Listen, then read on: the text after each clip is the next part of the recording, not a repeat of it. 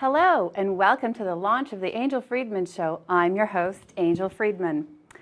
As a social worker, feminist, and public speaker, I meet people every day that want to lead happy and content lives. On the Angel Freedman Show, we plan to discuss all the issues that most of us have, such as love, separation, divorce, parenting, community, social issues, and social justice. Let us enlighten you on the various ways to live the best life you possibly can. I first want to thank alltalktv.com and David Grossman, the producer, for the opportunity to have a safe space to discuss the issues that people want to talk about the most.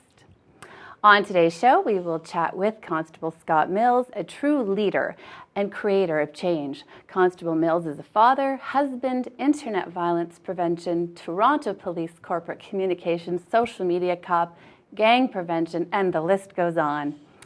Follow Constable Mills at Graffiti BMX Cop on Twitter. Today, he will educate all parents, guardians, and everyone and anyone who wants to learn about social media and youth, the good, the bad, and the ugly. Hang in there, and we'll be right back with Scott after this brief message.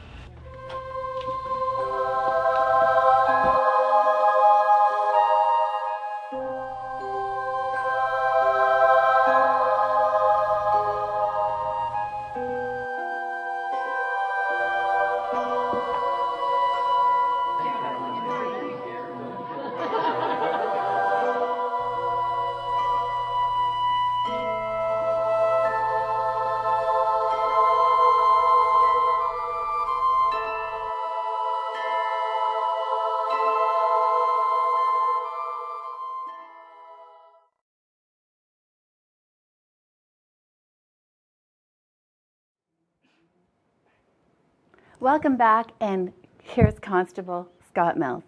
Thanks for having me, Angel. Thank you for being here, Scott. It's an honor to be on your first show. Let's talk about social media, the good, the bad, and the ugly. As a mom and as an educator, this is a very important part of raising children and youth. What can you tell us? Well, I think social media is a good thing. Mm-hmm. It's probably the best tool that we have to reach out to people and stay connected that's ever occurred. You think back to when we had ham radio and sending signals and things like that. We can now be very, very connected. That's a majority, for the most part, a positive thing. But there's also some negative things, because it gives a platform for somebody that wants to be a bully, a platform that can be uninhibited, especially if adults don't understand how it works. And if kids don't have any adult mentorship from the adults that are in their lives to keep them safe and keep them on a successful path. Mm-hmm. A lot of parents seem to ask me a lot of questions in regard to Facebook. Where would they go? Who would they contact to learn more about Facebook and their children? Can they contact you? Well, sure, and anybody can contact me. Just send me an email. I think it's being displayed on the screen. I'm happy to reach out. Perhaps your best place to go for information on how Facebook works is right on Facebook itself. And if you have an account, just type in on the help section up at the top right, and type in, just in layman's terms, whatever language you're using it in. Type in the question that you have. So if it's how do I set privacy settings on my children's Facebook account, then type in on the help section on Facebook, how do I set privacy settings for my children's Facebook account? And it'll come up with a whole bunch of options, and then you can start reading and learning for yourself, because the terms of use for social media platforms like Facebook and Twitter and YouTube, Google+, Tumblr, any of the major sites, Foursquare is another one. The terms of use are constantly changing, and there's constantly upgrades in the platforms, and the privacy settings are different. So it's something that if you're going to use these sites, you need to keep up to date with what the privacy settings are and the functionality of them are. I remember when I got you to help me with my daughter Gabby's Facebook, and a lot of parents said to me, Angel, is it time? Is she old enough? So how would you answer that? How old does the child or youth have to be to get Facebook? Well, Facebook's terms of use, and it's not just Facebook. Mm-hmm. Like I know Facebook's terms of use is the minimum age is 13 years old, but that doesn't really stop somebody that's 8 or 9 from going on. They just lie about their birthday, and social media sites like Facebook and things like that. They're doing their best to make sure that doesn't happen, but the reality of it is it does happen. And so I could see that for a number of years as a police officer. I've been a police officer for 23 years, and the last approximately 10 years, we've really seen youth being extremely active on social media platforms, even before Facebook started. We did a lot of work on things like Zup, Asian Avenue, Black Planet, lots and lots of social media sites that were out there before the big one, Facebook, came along. And then kind of everybody seemed to get into the social media world. But we were seeing a lot of bullying and a lot of intimidation and a lot of issues with our youth out there as police officers as far back as 2000, 2002. And there was not a lot of adult mentorship out there back then. And we were getting all these instances where kids were being bullied, and it was leading to some major issues in the schoolyard and off the schoolyard. And we were forced to deal with them. And my partner and I at the time, we said something needs to be done about this because the adults aren't in the world of the kids. And if you're a teacher or a school principal or something like that, you're pretty much told not to because it's against policy to be out there on social media with the kids. And as the adults, a lot of the adults just didn't have the knowledge as to where their kids were at.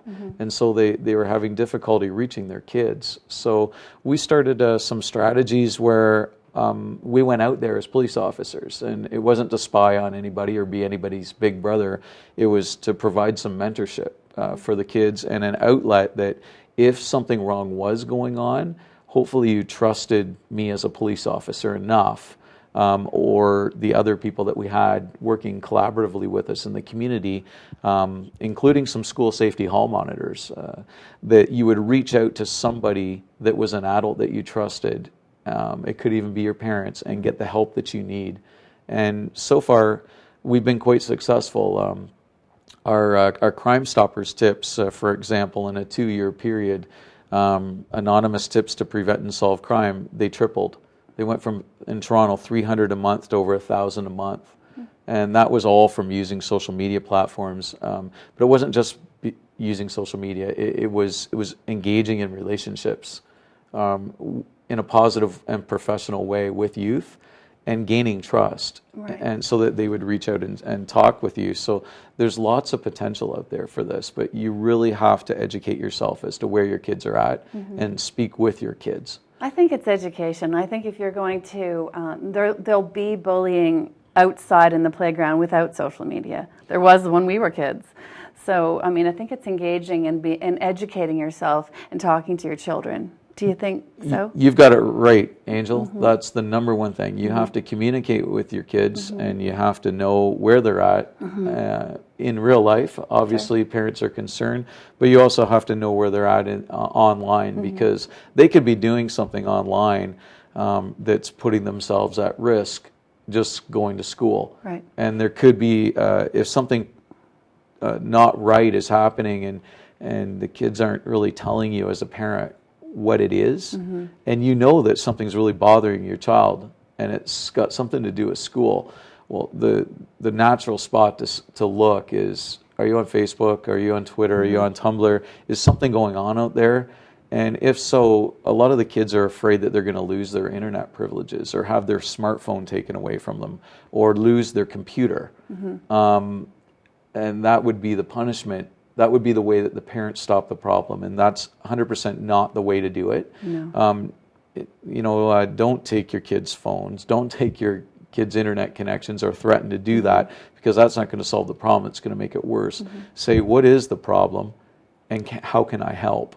Right. And just me as a police officer, for instance, and I'm just one of several police officers using social media now, thankfully, but just having a police officer on your Facebook profile as a friend can help in stopping some of these issues. And I think we're going to hear later in the show from something that happened, really recently with some of our youth and policing students that had some major bullying and major implications about racist implications, all from a social media post, and it's a post that I did. Really? And so this morning we're actually talking together, and the student that's working with me was saying, I said, whoa, we got a lot of good engagement on that photo we did of you with the police officers at the front desk.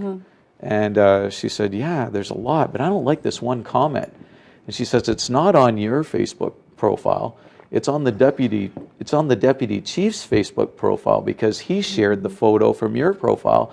And now somebody came on saying that all Muslims are bad because my student is a Muslim. And she said that really hurt. And she said, I want to get on the deputy chiefs. I want to be friends with him because I want to go on and I want to straighten them out on that comment string. Well, our deputy chief was already in the process of straightening them out. And so we've made some progress this morning in actually trying to hook our deputy chief up to be friends with the student so that we can just have that dialogue out there and straighten out the online bullying incident.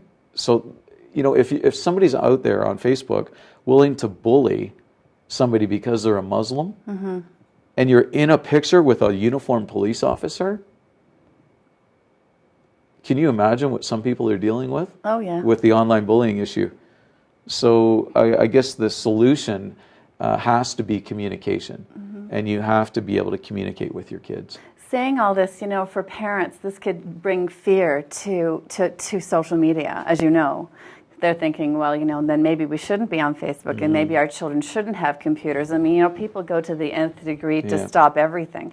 Do we want that with our children? And my question to you is, and parents ask me all the time, is should the computer be in the bedroom? Should they be, in a quiet place on their own without parent supervision? What do you think? Well, I'm holding up two smartphones that I carry right here.